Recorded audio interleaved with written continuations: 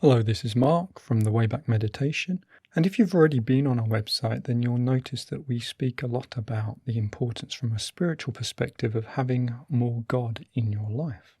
Now, this is nothing to do with religion. This is to do with your spiritual journey and your soul growth. And if you'd like to know more on that, then we highly recommend you look at the various articles and other podcasts and videos on our website.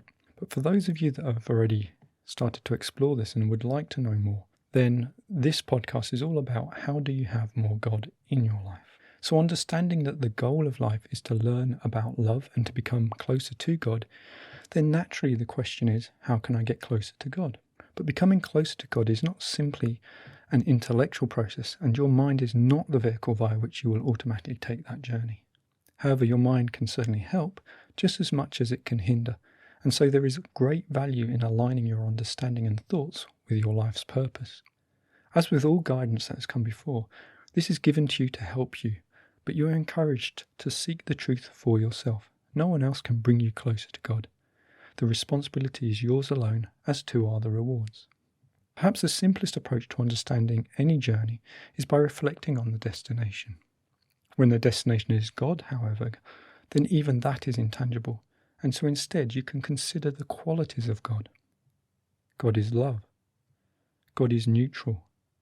God is totally accepting. God is everywhere. God is eternal. With these different qualities in mind, you can now reflect on how each one relates to you personally and also to your life. But you can also reflect on what they teach you about how you can become closer to God.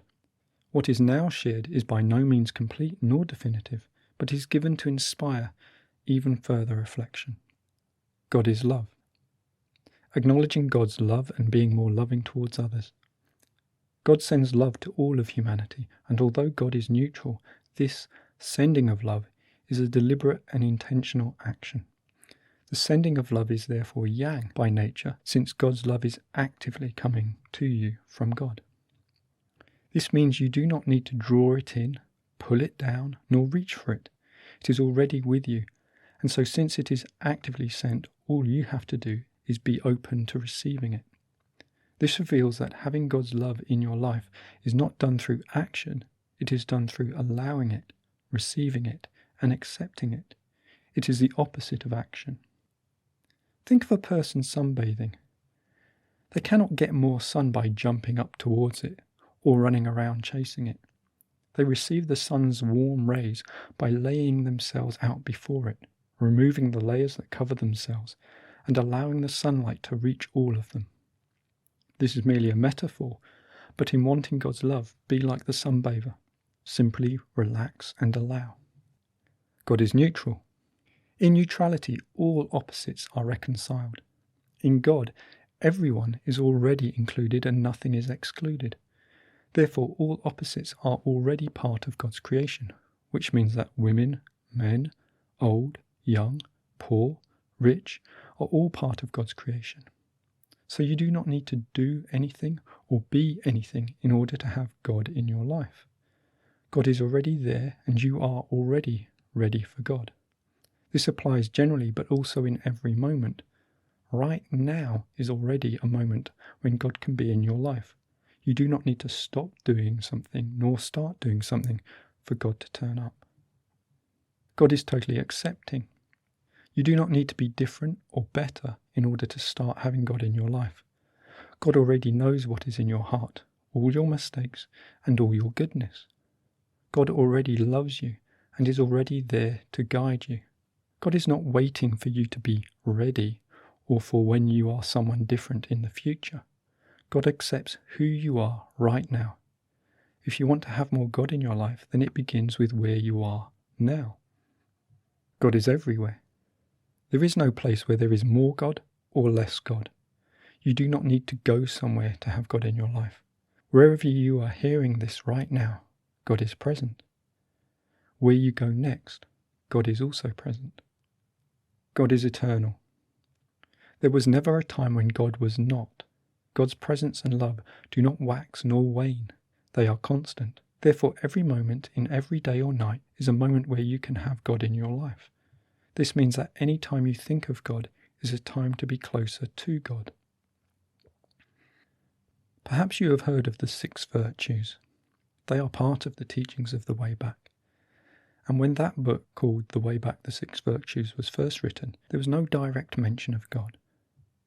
I was still learning, but though there was no mention of God in that book, I was already personally aware of God. If that book was rewritten now, in 2021, I would make it very clear that the 6 virtues apply to 1, yourself, 2, others, and 3, God.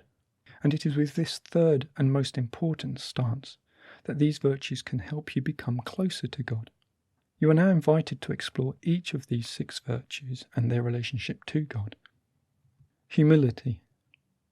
Being humble means that there is space within you for God, and not just yourself.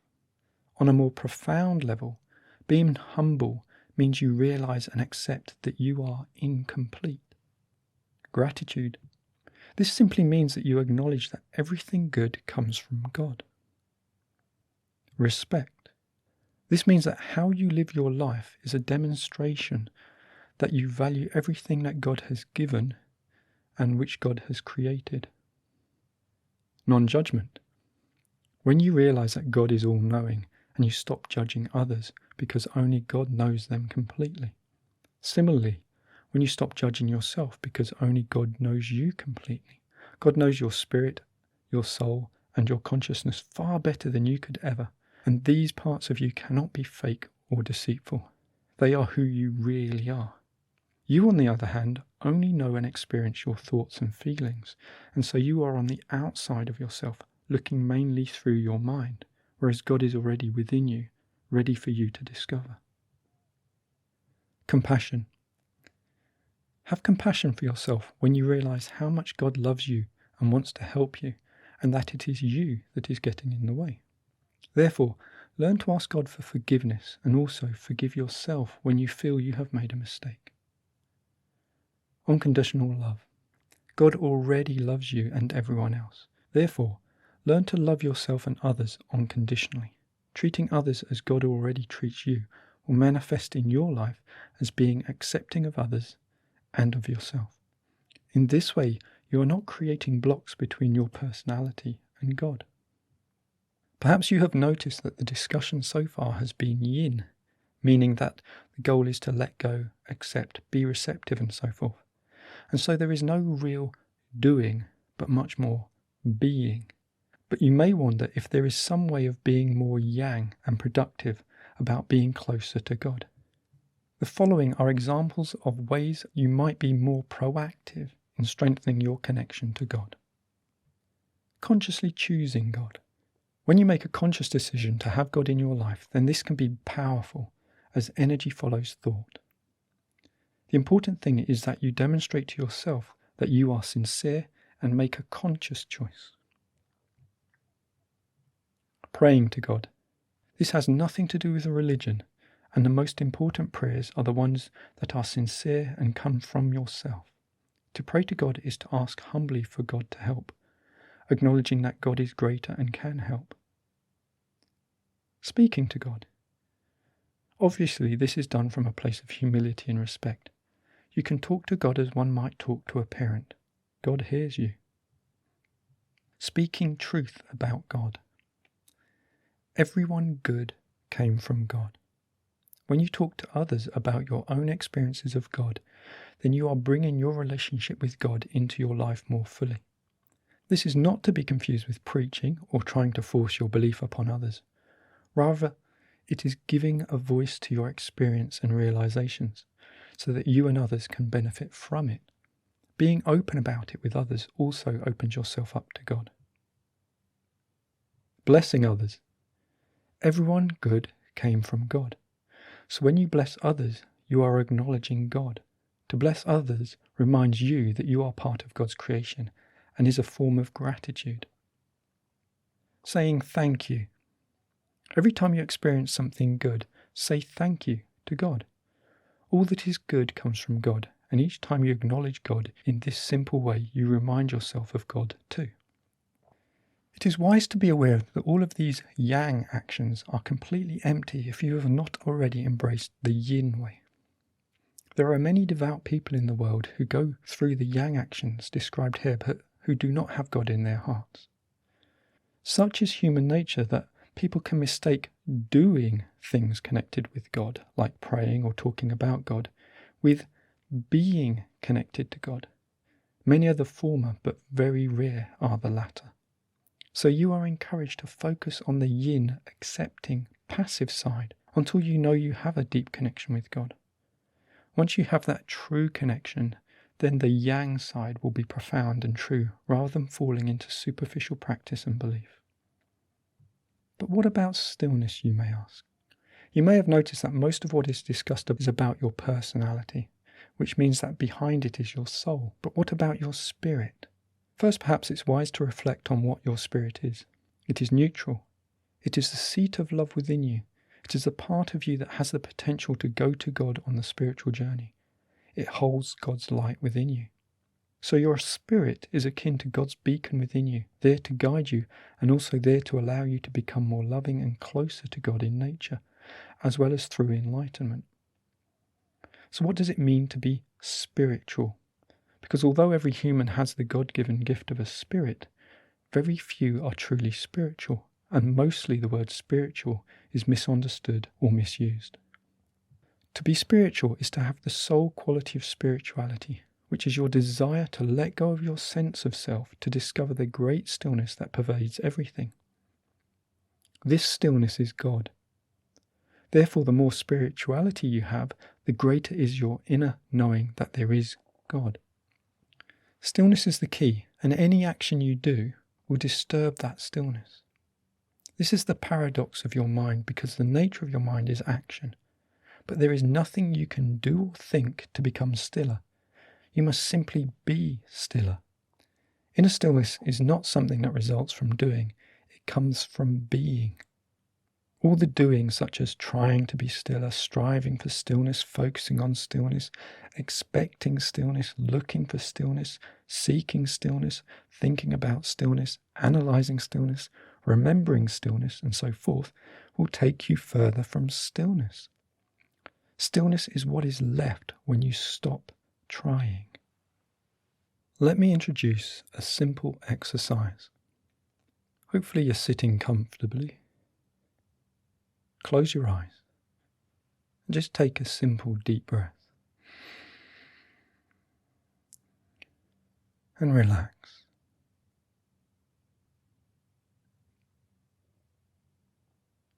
God is love.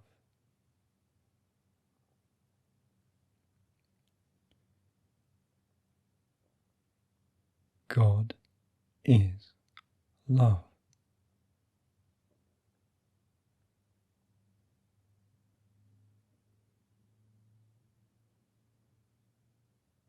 Just allow those words to be with you in the stillness and just be.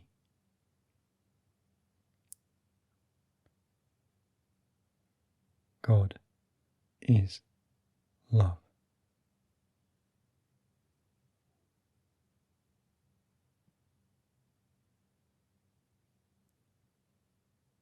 That's it. That is all. There is no need to overcomplicate things.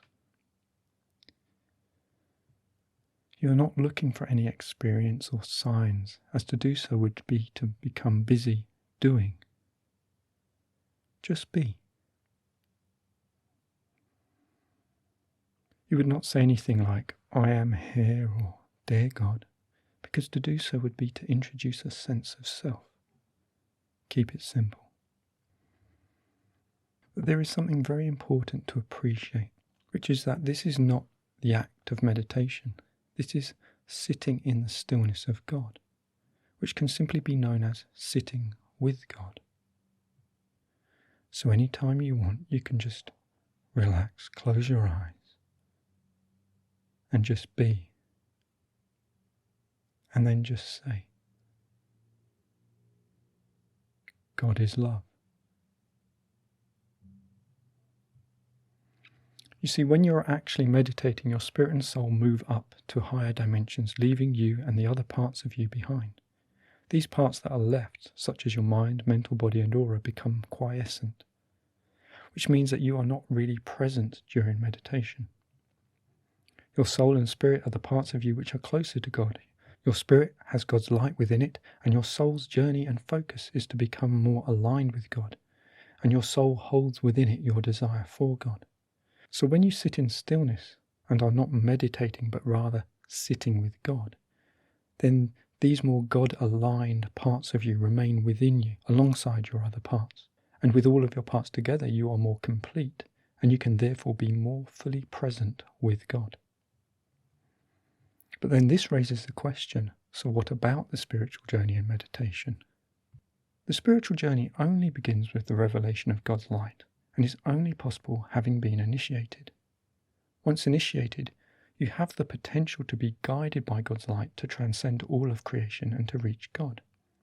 Therefore, the spiritual journey is the greatest of gifts, and upon enlightenment, your spirit is radiant with God's light so that you can inspire others to seek God. You may then wonder why there are so many forms of meditation. The simple reason is that each part of you, such as your mind, mental body, chakras, aura, emotional body, and consciousness, can become better known within stillness. So there are many meditation techniques for directing your attention to these different parts. These other forms of meditation are simply exploring the non-spiritual vehicles you already have. It is only your spirit, whose nature is unity, which can transcend duality and reach God. And it is only through the guidance of God's light that this is possible. So it becomes clear that there are many forms of non-spiritual meditation, but only one form of spiritual meditation, which is meditation upon God's light. Many people who pursue non-spiritual meditation may not even be aware that there is a far greater journey, and some are simply looking for an interesting experience, self-awareness, power, healing, or to escape their busy minds. In the absence of a desire for God in their lives, their exploration of inner awareness will never lead to a spiritual progress, and simply results in the movement of awareness between different non-spiritual environments. Over time, such practice can lead eventually to stagnation if they fall into habit. It is only when God is present within you that there is the potential for spiritual growth and the spiritual journey, since God is the destination of that journey and the creator of the spiritual light as well as your spirit too. So when are you ready? It may surprise you to learn that your readiness for the spiritual journey has nothing to do with your meditation ability, experience, or how strongly you desire meditation. Readiness for the spiritual journey of meditation upon God's light is determined by how much you have a deep inner knowledge that something far greater than yourself exists. This means knowing that God exists, and this knowledge has nothing to do with your mind, but rather it is your soul knowledge, which may have been accrued over many lifetimes. In practical terms, what this means is that you are only truly ready for the spiritual meditation once you have already developed your soul's level of spirituality. This can be strengthened through conscious awareness of inner stillness, and once you have a profound inner knowledge that there is something far greater, ergo God. I have been asked, can atheists meditate? Atheists are those who have declared to themselves or others that God does not exist. As soon as they do this, their causal chakra closes, as does their heart chakra. They have closed them, and they have cut themselves off from God. Even if the energy of initiation was given, they would not be initiated and would not have a higher consciousness created for them. Potentially, they could still explore some of the non-spiritual forms of meditation, but as discussed, none of these would lead to spiritual growth. And it is with all of these different understandings in mind that I would not initiate a person who was not truly ready, because it is far more valuable for a person to know God in their life and to develop spirituality in their soul than for a person to have initiation but not know God. When your soul is truly ready, which has nothing to do with your mind or body, then you would naturally be guided by your spirit and soul to explore meditation, and would find yourself dissatisfied by the many mundane forms of meditation, since they do not provide spiritual progress towards God. It should be clear now that the spiritual journey is not something that should be sought or desired. Rather, it is the natural consequence of having embraced God more fully in your life. Such a human transcends curiosity, desire, or seeking status, and is guided by something far more profound. They are guided by love, and the source of love is God. If you'd like to know more about any of the things discussed in this podcast, then visit thewaybackmeditation.org. And there you'll find many free resources including ebooks, articles, MP3 downloads, guided meditations, meditation tutorials, and other ways of learning about and becoming closer to God in your life. God bless you.